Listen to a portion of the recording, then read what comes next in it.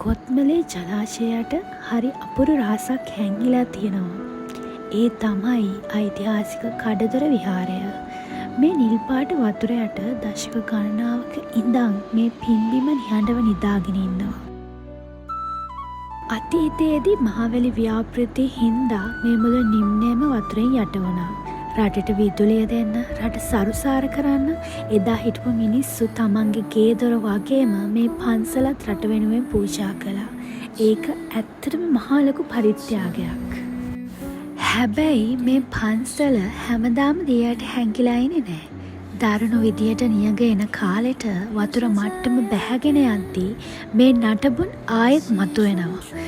වසර ගණනාවක් වතුර යට තිබුණත් ඒ බුදු පිළිම වහන්සේලාගේ තේජසය තවමත් ඒ විදිහටම තියෙනවා. ඒක ඇත්තටම ඇස් දෙකට දකින්න ලැබෙන ලොකු වාසනාවක්.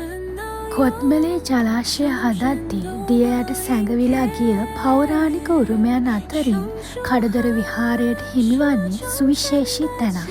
ජලාශයේ වතුර මට්ටම අඩු වුණාම විහාරයේ බුදු පිළිමය, මල් ආසනය වගේම බුදුගෙට ඇතුළු වෙන තැන තියෙන මකරට තොරණේ නටබුන් අදටත් අපිට දකින්න ලැබෙනවා. ඇත්තටම මේ ප්‍රදේශයේ ඉස්සර ඉඳලම ගම් වතුරෙන් යට වෙන එක නවත්තන්න තමයි 1950 ගණන් වල ඉඳලම වේලක් හදන්න සැලසුම් කළේ.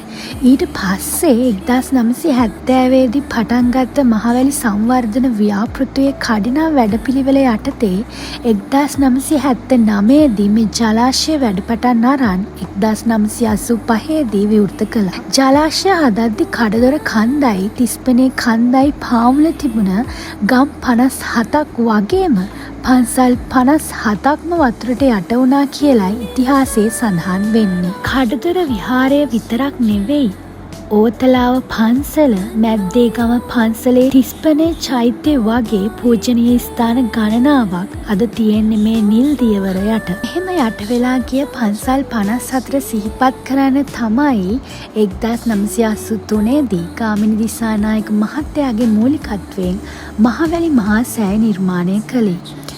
අවුරුදු 40ක් තිස්සේ වතුර යට තිබුණත් කඩදොර විහාරයේ නටබුන් මතුවේදී දැනෙන්නේ අපේ ඉතිහාසයේ තියෙන ශක්තිමත්කම.